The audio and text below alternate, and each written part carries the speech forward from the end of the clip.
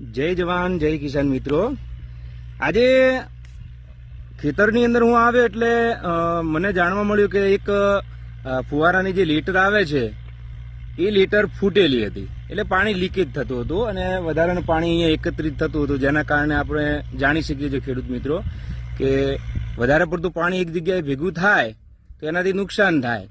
એટલે હવે વચ્ચેથી લીટર તૂટી ગઈ છે, બરાબર, એટલે કાણું પડ્યું છે. હવે એને સાંધવું કઈ રીતના, તો મને એક આઈડિયા આવ્યો અને જે આઈડિયા સક્સેસફુલ છે. એનાથી એક ટીપું પણ પાણી વેસ્ટ નહીં જાય, એટલે કે બહાર લીકેજ થશે નહીં. સૌ પ્રથમ આપણે શું કરવાનું, તો સોલ્યુશનનો ડબ્બો લઈ અને જે જગ્યાએ આપણે તૂટ્યું હોય એના ઉપર સોલ્યુશન લગાવી દેવાનું આમ. ત્યારબાદ શું કરવાનું મિત્રો, તો આપણે ડ્રીપ હોય છે જૂની વેસ્ટિંગની અંદર ઘણી બધી હોય છે ખરાબ આવી લેટર લાઈન, એટલે કે ડ્રીપની પટ્ટી, એ પટ્ટીને જે તૂટેલો ભાગ છે એના ઉપર આ રીતનો તમારે ફીટ ખેંચી અને ફીટ કરી દેવાનું. જો હું જે કરી રહ્યો છું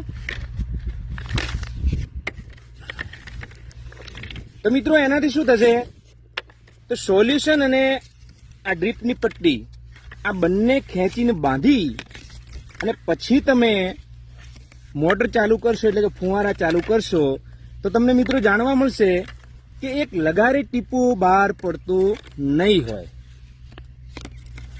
બાકી તો આપણે રહી રહીને કંઈક કારણોસર તૂટી જાય તો તમે જો નવી લેવા જાઓ તો ખર્ચો વધી જાય. પણ આપણે શું કરવાનું, દેશી જુગાડ કરવાનો. ને જુગાડની અંદર તો તમને ખબર જ છે, ખેડૂત જે જુગાડ કરે છે એવા બીજા કોઈ જુગાડ કરી પણ ના શકે. તો મિત્રો તમે પણ તમારા ખેતરની અંદર જો આવી રીતના કોઈ લાઈન તમારી તૂટી ગઈ હોય તો એને તમે સાંધી શકો છો. હર હર મહાદેવ.